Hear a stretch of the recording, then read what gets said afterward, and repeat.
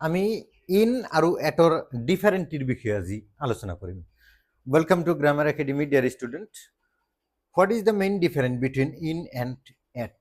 প্রিপজিশনের ক্ষেত্ৰত ইনৰ ব্যৱহাৰো অসীম বহুত আছে, এটৰ ব্যৱহাৰো অসীম আছে, কিন্তু আমি মাত্ৰ আজি এই দুটা শব্দৰ পাৰ্থক্যখিনি বুজিম।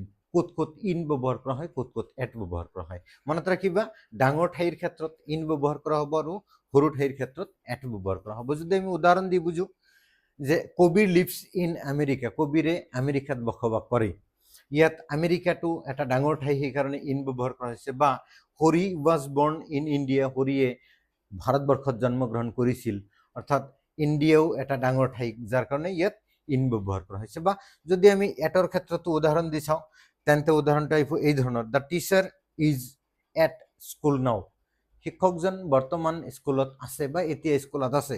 অৰ্থাৎ স্কুলখন এটা আগুৰি থাকিলে কিমান ঠাই আগুৰি থাকিব পাৰে, খুব কম ঠাই, যাৰ কাৰণে সৰু ঠাই কাৰণে এই ক্ষেত্ৰত এট ব্যৱহাৰ কৰা হৈছে।